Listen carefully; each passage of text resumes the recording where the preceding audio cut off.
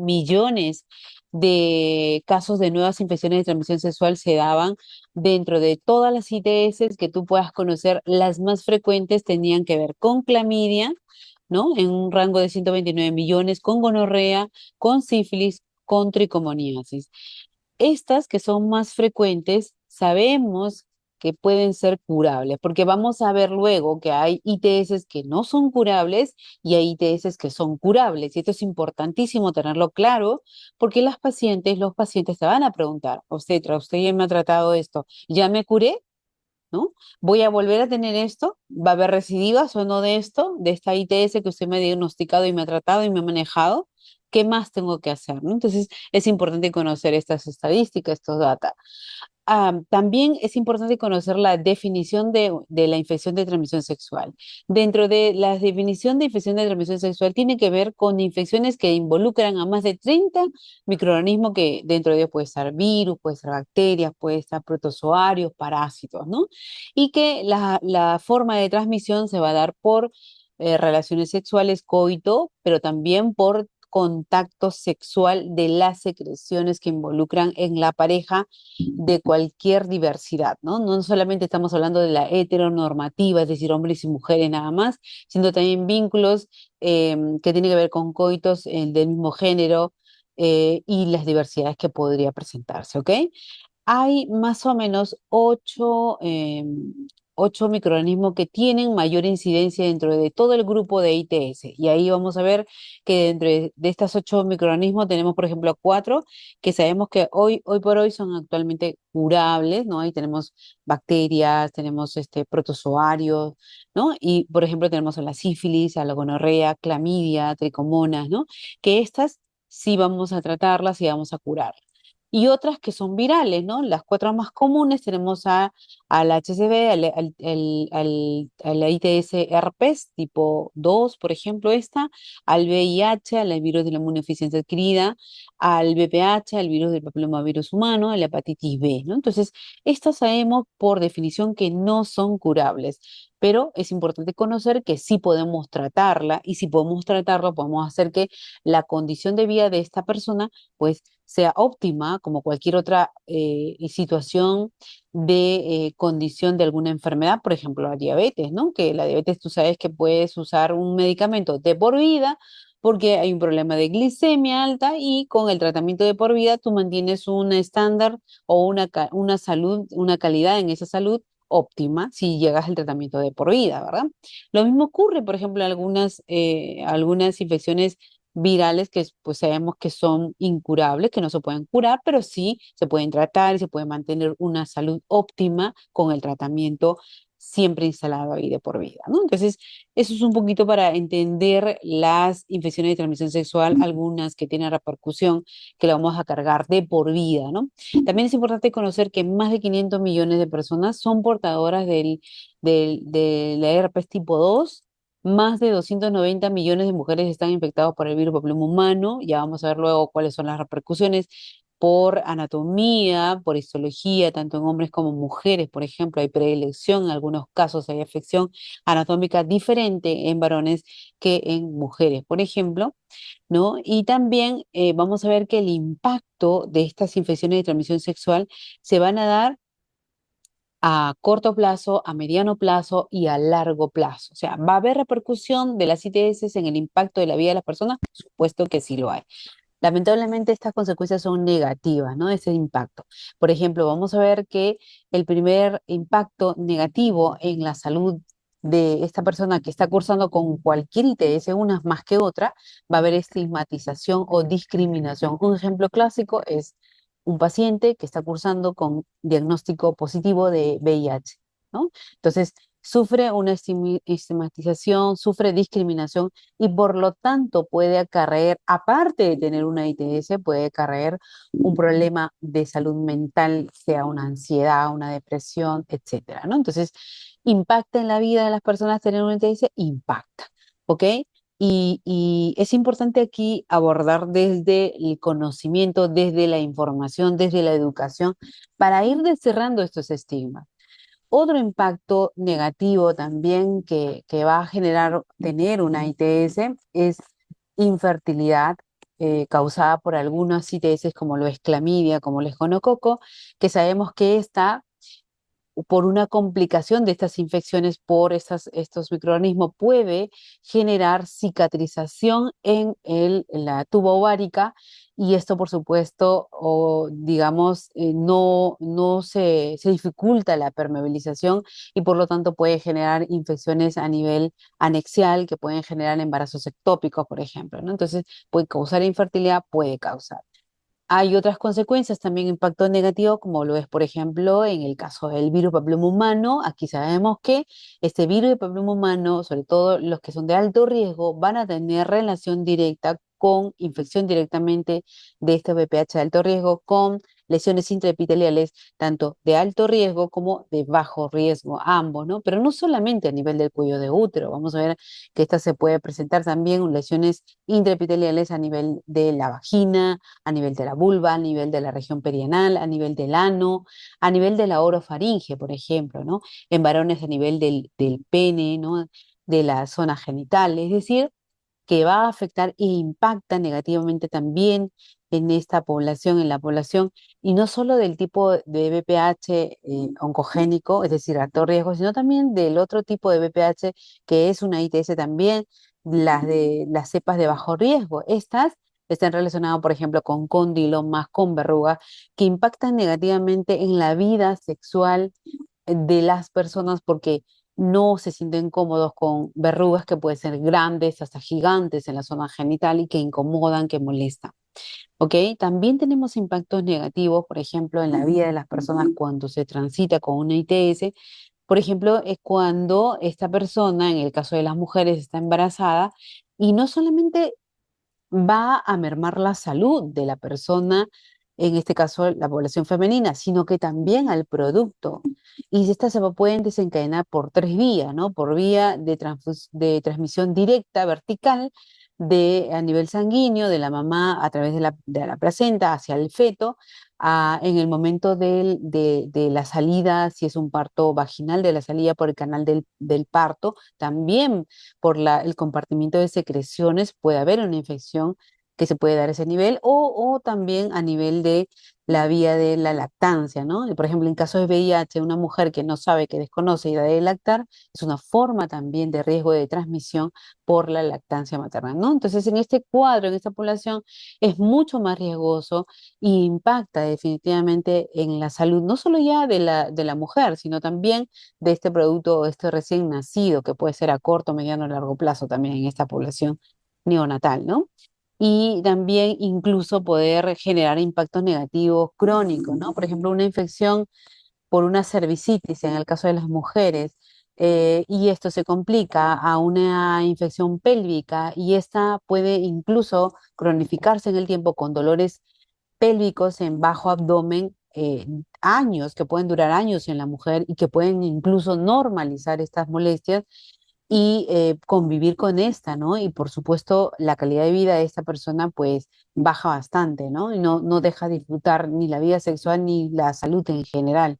Entonces vamos a ver que el impacto de las infecciones de transmisión sexual en la vida de las personas sí que juega y juega un rol muy importante que debemos tomar en cuenta en el momento del abordaje, en la atención, en la consulta, en la consejería, donde tú tengas el contacto con esta paciente porque definitivamente necesitan ayuda, necesitan consejería, necesitan orientación y por supuesto manejo, ¿no? Manejo de estas infecciones. Ahora vamos a pasar un poco para ver la anatomía en el caso de los varones, en el caso de las mujeres, y qué tipo de infecciones se podría presentar de acuerdo a la anatomía que vamos a ver, ¿no? Por ejemplo, en el caso de los varones, vamos a ver que si se presentara una infección por gonococo, ¿no? Que vamos a ver que va a afectar la vía uretral, puede ocurrir una uretritis, por ejemplo. Esta misma las infecciones suelen ser ascendentes, es decir, inicialmente se puede dar una uretritis, infectar la uretra en el caso de los varones, pero luego ir transitando y migrando hacia los conductos deferentes, por ejemplo, y terminar infectando, en este caso, el epidídimo y producir una epididimitis, por ejemplo, ¿no? Vamos a ver aquí, por ejemplo, un epidídimo anatómicamente normal, sin embargo, acá vemos un cuadro de epididimitis por que podría ocasionar clamidia o por gonorrea también, que pudiera ocasionar en este caso una infección a nivel de estos conductos en el caso del epidídimo y producir una patología. Entonces vamos a ver que la predilección de, en este caso, gonorrea, de clamidia trachomatis, el mecanismo de ingresos va a ser, por, en este caso, por la uretra, ¿no? Que luego va a ir migrando hacia los conductos de frente para terminar luego en un cuadro como la epididimitis, afectando el epidídimo, que está justo en la parte posterior del testículo, ¿no? Y esto podría producir dolor en el paciente unilateral, que puede ser o bilateral, que puede producir sintomatología en el caso de los varones, ¿no? Y aquí es una gráfica un poquito más, digamos, eh, explicable, donde ingresa la bacteria por aquí, ¿no? Ingresa y se va a los conductos deferentes y luego poder afectar luego al epitidimo, ¿no? Pero no solo ahí, también puede afectar a la misma uretra en el caso del gonococo, puede afectar el PBH también en el caso de todo la estructura del pene, en la base del pene, en el surco balano prepuciano o en el glande mismo, pero también en la zona digamos, del perineo también podemos ver presencia de PBH, poder ver presencia de lesiones herpéticas, lesiones sifilíticas, también podemos ver incluso en la región anal que podría haber presencia de herpes, presencia de gonococo, presencia de clamidia, cuando sobre todo tenemos, por ejemplo, población, hombres que tienen relaciones con hombres, es mucho más frecuente y tenemos que ir con esa mirada a buscar, en primer lugar, por ejemplo, cuadros de una infección gonocócica en la zona rectal, por ejemplo, ¿no? Por eso es importante que en la historia clínica uno pregunte ciertos detalles importantes que nos van a vincular cuando hagamos la inspección, en el caso de la inspección clínica, ¿no? Bueno, acá se ha repetido. Y en el caso de la anatomía del aparato genital femenino, vamos a ver que la distribución aquí va a depender mucho de la mucosa que está afectando. No es lo mismo hablar, por ejemplo, de la mucosa del epitelio cervical y la mucosa del epitelio vaginal. Por supuesto, el epitelio vaginal es mucho más fuerte, pero sin embargo, a nivel del epitelio del cuello del útero, vamos a tener dos tipos de epitelio, un epitelio poliestratificado y un epitelio glandular. Entonces, sabemos que por anatomía e histología, el epitelio glandular está mucho más propenso, con más riesgo a poder transmitirse de cualquiera de las ITS, pero preelectivamente están, por ejemplo, gonococo, está clamidia, está, por ejemplo, el PBH, ¿no? En esos casos, ¿no?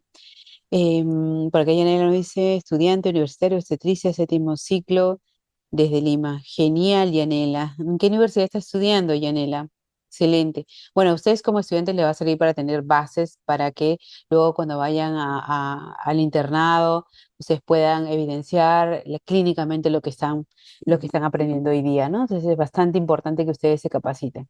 Entonces, dentro de la anatomía, vamos a ver que las ITS se pueden presentar a nivel de los genitales externos, hablando la vulva netamente, y de los genitales internos también vamos a ver algunas ITS, como por ejemplo en vagina, en útero, en cuello uterino, en trompas también y en ovarios en algunos casos, ¿no? Por ejemplo, en el caso de la anatomía de la vulva, es mucho más fácil que yo examine primero la vulva, vea que existen ciertos conductos que me pueden dar señales de que estoy cursando con una ITS, por ejemplo, los conductos de Skene, los conductos de Bartolino que están por aquí, y esto me van a dar luces o vincular con algunas ITS, pero en el caso, por ejemplo, de una complicación de una infección de los conductos de Skene, podemos tener una skenitis, por ejemplo, por clamidia o por gonorrea o una bartolinitis por las mismas bacterias, ¿no? Entonces, podemos tener verrugas, podemos tener PBH de alto riesgo, de bajo riesgo en la zona genital, podemos tener situaciones de lesiones herpéticas, lesiones sifilíticas también aquí. Vamos a ver también que la zona perianal, que no se parece en nada al epitelio del cuello del útero, pero a nivel de vulva nosotros tenemos que examinar todo, inclusive ano. Entonces yo recomiendo aquí, por ejemplo, que todos y todas, cuando estemos examinando a un paciente, tengamos una lupa. Sí, una lupa, tamaño de mi mano. Yo tengo una lupa, por ejemplo, el tamaño de mi mano, que yo, si quiero ver algo y digo, aquí me parece que hay una lesión o una verruga, ¿no? Entonces, para poder estar seguras, yo magnifico la visión y con una lupa me ayuda, pero no saben cuánto. ¿Ok? Yo siempre recomiendo eso cuando hacen la inspección, por ejemplo, de la parte de los genitales externos, ¿no? Entonces, antes de yo irme netamente a examinar cuello de útero, yo tengo que pensar y estructurar que primero tengo que examinar la vulva y que en segundo lugar voy a examinar la vagina y en tercer lugar voy a examinar el cuello del útero y fondo uterino y anexos. Eso es importantísimo. ¿Qué más? Además, es importante, por ejemplo, que nosotros veamos y entendamos y expliquemos a nuestras usuarias que así como existe conducto, el conducto vaginal, también existe un conducto uretral. ¿Y por qué? Y también un conducto de las glándulas de Skene y de Bartolino. ¿Por qué? Porque las mujeres cuando suelen venir a consulta tienen la idea errónea de que solo hay un conducto donde se orina, donde hay un conducto para tener relaciones sexuales, donde hay un conducto para defecar, hay un solo conducto para que salga la cabeza fetal en el momento del parto. Y no, es importante explicarles por qué ellas mismas tienen que autoconocerse para autocuidarse, porque ¿de qué sirve que yo le diga, mira, tienes que evitar una ITS porque te puede dar una bartolinitis por las glándulas, obstrucción de las glándulas, y ¿dónde queda eso? No conozco. Entonces es importante que nosotros vayamos integrando en la consulta este aprendizaje que pueden tener las usuarias a través del conocimiento y el acompañamiento que tú le estás haciendo en la consulta, ¿ok? No te olvides de eso, porque esto es un plus más a tu atención, pero no solo eso, sino que por derecho las mujeres necesitan conocer de la anatomía, para qué sirve el clítoris, para qué sirve la uretra, y así vamos definiendo punto por punto en cada consulta que tengamos, tenemos que hacer esta educación, ¿sí? Ahora, esto a mí me sirve para yo identificar, por ejemplo, alguna complicación de alguna ITS, como por ejemplo en el caso de la infección de las glándulas de Bartolino, ¿no? Entonces, para eso yo tengo que tener un fundamento porque estoy aprendiendo. Aprendo la anatomía porque tengo que diferenciar entre lo que está fisiológicamente estable y la patología que pueda encontrar en vulva, y esto aplica para vulva, vagina, ano, cuello de útero, fondo de Douglas, todo, ¿no? Entonces es importantísimo, y aquí tenemos, ¿no? Una Bartolinitis por ejemplo, cuando tenemos asociación con la bacteria gonococo o clamidia en el caso de que lo tuviera, ¿no? Y también es importante conocer las limitaciones del campo anatómico que vamos a trabajar. Por ejemplo, si nosotros tendríamos, aquí tenemos el cuello del útero, el útero, todo su cuerpo uterino, y tenemos que limita a nivel proximal, ¿no? Con la parte vaginal, ¿no? Pero a su vez también esta vagina limita en su parte anterior con el aparato urinario, la vejiga y la uretra, y también a nivel posterior con el aparato distal digestivo, ¿no? Donde está el recto, ¿no? Y donde está el ano. ¿Y por qué me importa esto? Me importa porque, por ejemplo, si tenemos PBH, donde ya está en un estadio muy avanzado, clínicamente hablamos de un cáncer de cuello uterino avanzado, con metástasis, por ejemplo, vamos a ver que la vecindad que tiene en el caso del fondo de Douglas con el aparato digestivo distal puede hacer que esta zona se rompa debido al cáncer invasivo que tiene, y haya comunicación del aparato digestivo con el aparato genital, en este caso con la parte distal de la vagina. Y tú, por ejemplo, yo en el caso de la especialización que tuve en prevención del cáncer de cuello uterino, vimos muchos pacientes, por ejemplo, con cáncer de cuello de uterino por PBH de alto riesgo, ¿no? Cuando uno se le examinaba y se le colocaba el espéculo, las heces que habían ya invadido y habían hecho comunicación del tubo distal del aparato digestivo con la vagina, las heces se encontraban en vagina, por ejemplo, ¿no? Entonces, conocer la anatomía me hace comprender a mí qué estoy encontrando en mi paciente. Por eso es tan importante esto, ¿ok? Luego vamos a ver que también hay un punto clave en la anatomía, en la fisiología y la histología, es conocer la microbiota de la vagina. Hoy por hoy ya hablamos de microbioma, microbiota, o lo que podemos hablarlo como el ecosistema fisiológico que existe en la vagina, ¿no? Es decir, si yo hablo de pH, todos ustedes se van a acordar, ah, claro, pH, ¿no? Entonces el pH promedio, por ejemplo, en la vagina puede ser 4,5 en promedio, pero este pH se mantiene ácido así como está y nos sirve de barrera de protección contra cualquier agente que pueda ingresar en la vagina. Pero podemos encontrar que esta microbioma puede alterarse o puede haber una disbiosis de este microbioma debido a los componentes mismos que están dentro de este microbioma o esta microbiota y que justamente esta alteración de este ecosistema produce esa disbiosis a nivel vaginal.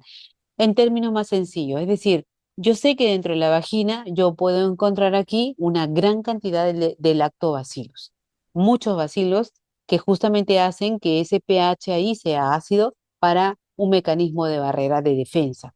Pero también sé que ahí habitan pues hongos como la cándida en mayor predilección, por ejemplo, sé que habitan garnerelas, sé que habitan virus, ¿no? Sé que habitan, perdón, E. coli, ¿no? Pero en mínima cantidad. Y que estas mismas pueden coexistir con los bacilos. ¿Por qué? Porque los bacilos van a estar en un porcentaje mucho mayor que los otros microorganismos que van a coexistir dentro del ecosistema vaginal. Por lo tanto, hay un equilibrio y por lo tanto hay un pH de 4,5 ácido ligeramente, por lo cual yo digo hay un bienestar a nivel del ecosistema vaginal. Pero cuando ocurre una disbiosis, vamos a ver que aquí va a haber una itis, es decir, una infección que podría ser por dos orígenes. Una por una ITS, que es lo que vamos a estudiar a lo largo de estos 3 días, pero otra también puede ser por una disbiosis, es decir, por una alteración de ese pH, y ya sea que esta se ha tornado muy alcalino o muy ácido, ¿no? Si hablamos de un pH de 7, estamos hablando de una disbiosis a nivel de vagina. Si hablamos de un pH de 3, estamos hablando de una disbiosis. Entonces, cuando tengamos un pH muy ácido, por ejemplo, vamos a ver que aquí van a predominar las colonias de cándida, por ejemplo. Entonces vamos a tener cuadros de candidiasis, por ejemplo.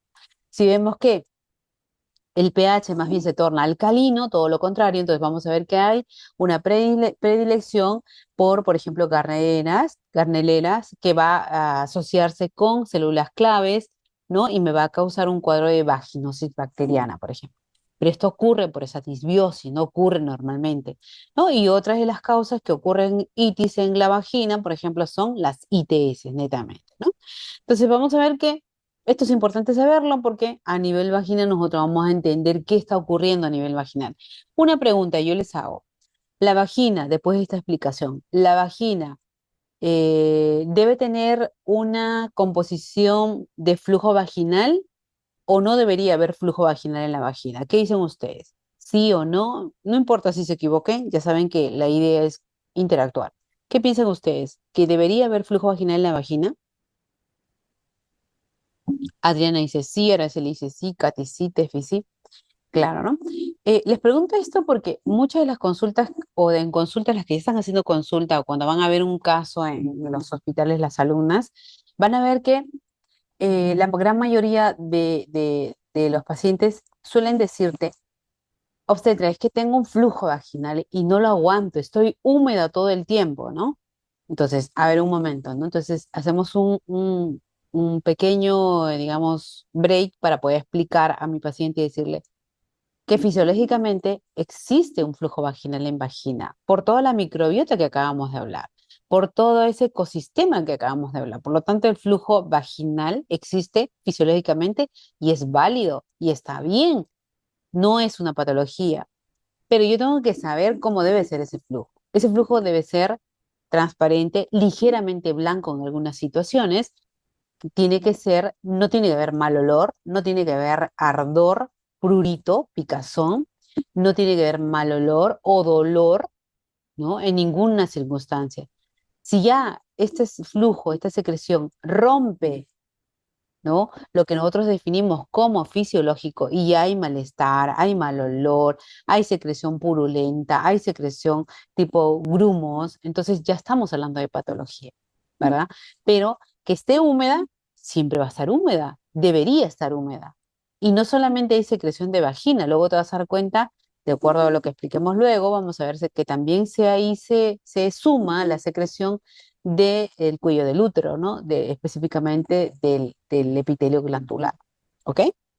Muy bien, entonces ya sabemos que el pH es 4,5 en promedio en etapa fértil y que algunas circunstancias podrían alterar el pH. Algunas teorías nos dicen que, por ejemplo, usar tampones, em, usar muchos antibióticos, la obesidad, ¿no? Pueden estar relacionados con cuadros de candidiasis, por ejemplo, que pueden generar una disbiosis a nivel de vagina o incluso alguna ITS que podría estar vinculadas aquí, ¿no? Entonces es importante también conocer el tamaño uterino, ¿no? Cuando tú haces una inspección completa, terminas haciendo un tacto bimanual y si el cuello del útero y el útero en promedio está midiendo pues más de 10 o 12 centímetros, ¿qué es lo primero que yo pensaría de ese útero? Si yo de plano, yo hago un tacto vaginal y encuentro que ese útero mide 12 milímetros, 12 centímetros, perdón. ¿Qué es lo primero que tú puedes sospechar de ese paciente? Por aquí Pilar nos dice embarazo, ok, perfecto. Está bien, podría haber patologías también, ¿eh? Pero lo primero que yo debo sospechar es embarazo, ¿ok?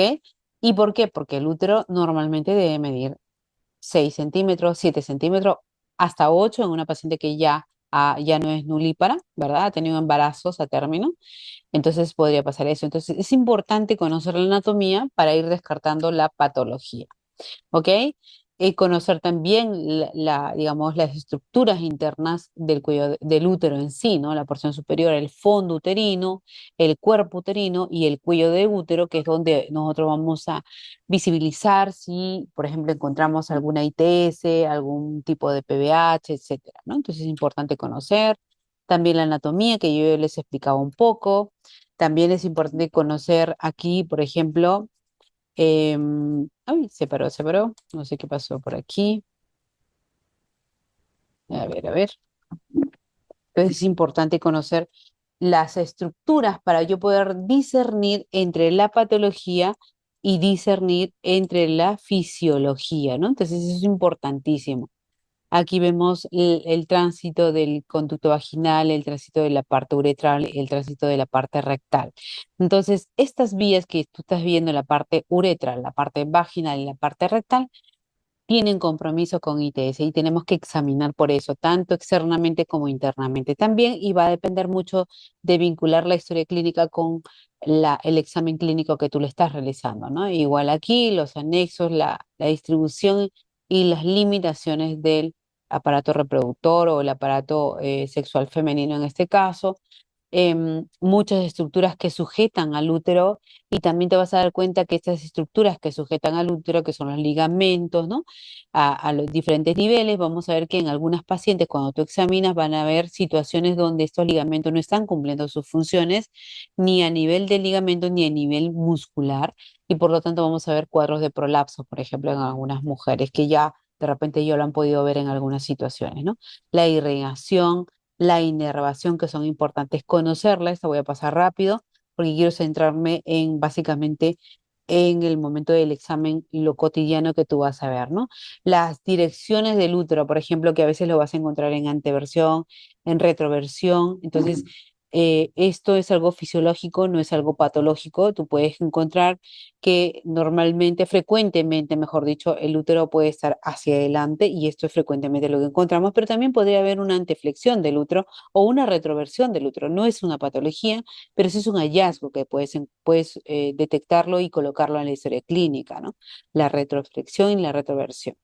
También es importante ver que en el momento del examen clínico que tú le realizas es importante entender de acuerdo a la etapa de vida de la paciente que en qué situación estamos viendo ese útero, ¿no? Tanto en cuerpo uterino como en cuello uterino, ¿no? Por ejemplo, podemos ver que podemos tener al momento del nacimiento de una niña, hay, hay por ejemplo, hay digamos, conexión o todavía vínculo de lo que fue digamos, la evolución dentro del útero y luego la salida del útero, hay un componente estrogénico que todavía está en la recién nacida que hace que el útero tengamos esta distribución anatómica del útero, ¿no? Que se vea más grande el cuello que el cuerpo uterino, pero sin embargo esto luego va a, va a cesar esta estimulación estrogénica porque ya la recién nacida está fuera del útero y luego vamos a ver que esto en la prepuber se va diferenciando en útero como lo vemos en una etapa fértil, ¿no? La prepuber, por ejemplo, ya tiene una distribución de dos del cuerpo uterino y una del cuello uterino. Y así vamos a ver que en una mujer en etapa fértil vamos a tener distribuido casi en su totalidad uno, dos del cuerpo uterino, dos y uno del cuello uterino.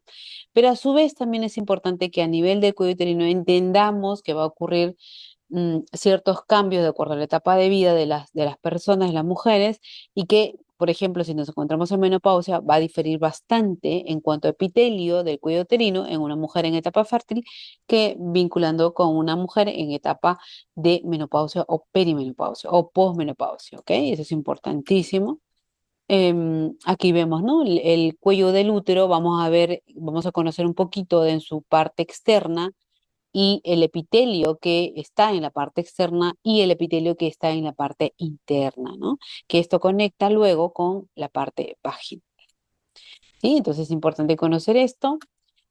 También que nosotros veamos también cómo así es que cuando yo examine para descartar, por ejemplo, un tipo de ITS, como es el caso, por ejemplo, del PBH, ¿no? Yo pueda saber en qué anatomía me encuentro o cómo está la anatomía del cuello de útero, ¿no? Por ejemplo, en una prepuber, yo sé que a nivel del cuello del útero del exocervix yo voy a tener un epitelio poliestratificado con un orificio cervical con contenido endocervical netamente del epitelio, con una monocapa.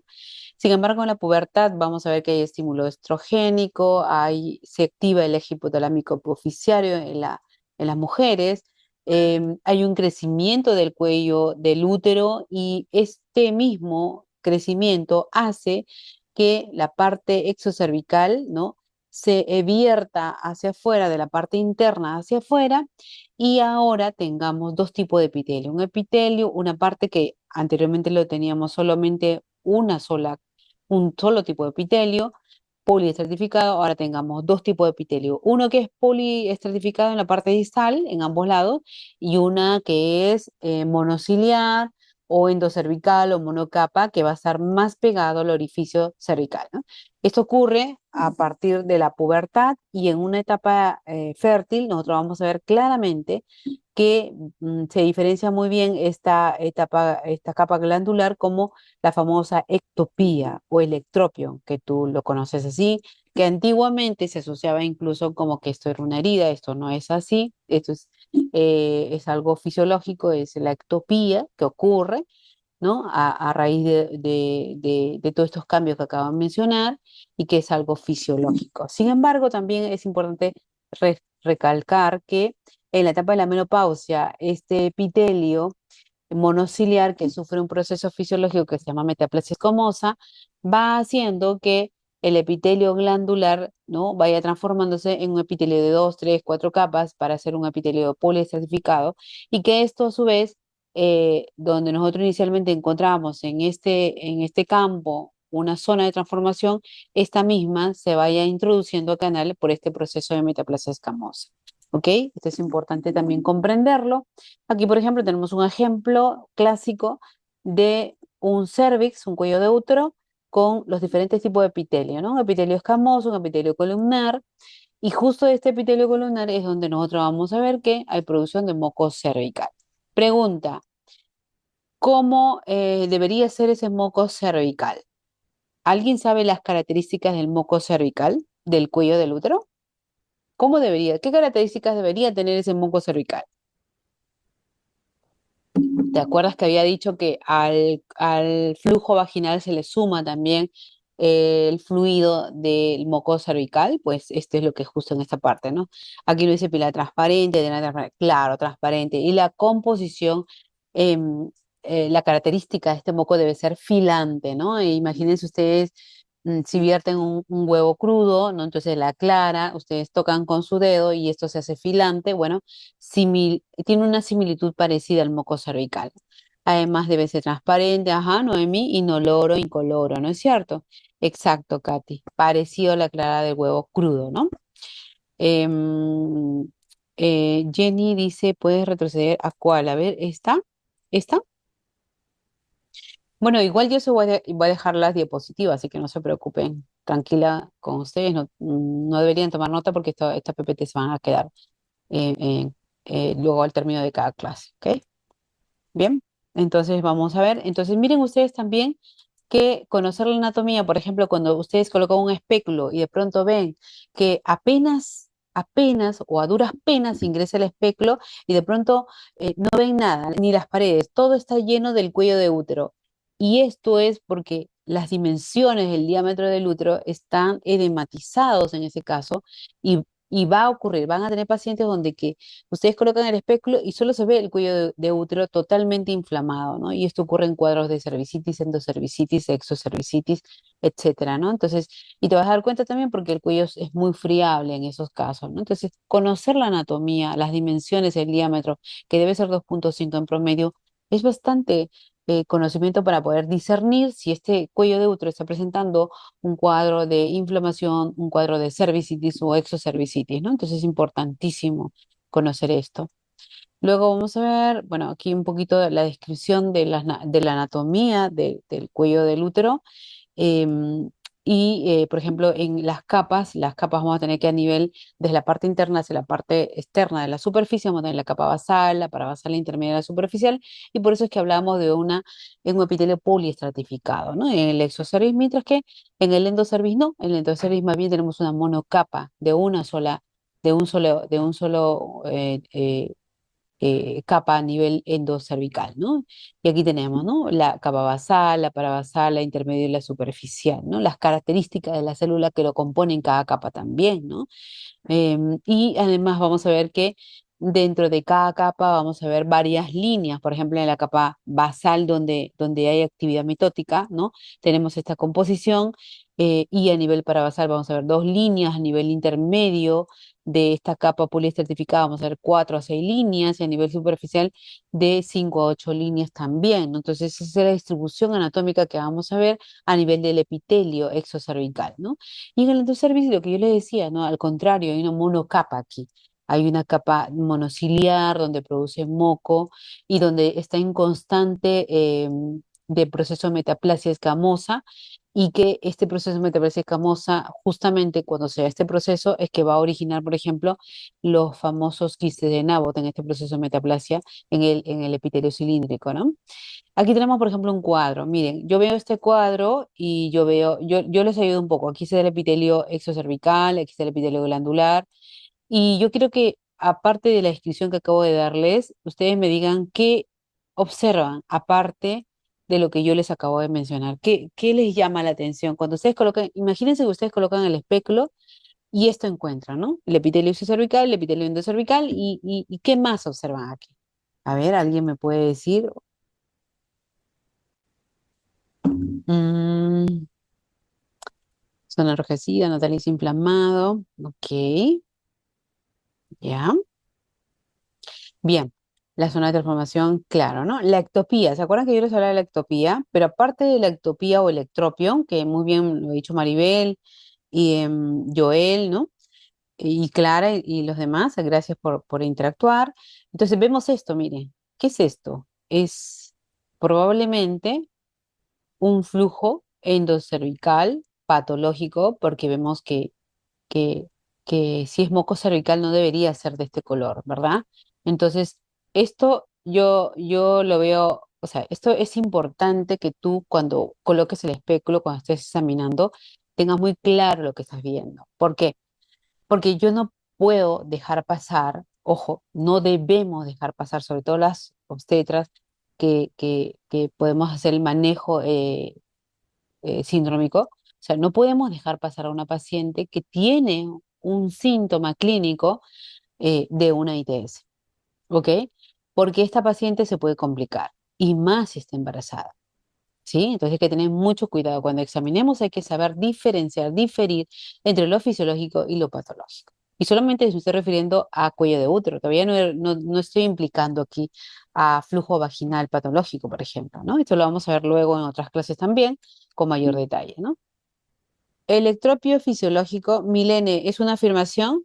Bueno, si es pregunta, sí, el ectropion es un proceso fisiológico, es una ectopía, ¿no? O ectropion, totalmente. Se suele indicar una cervicitis o ectropión cervical.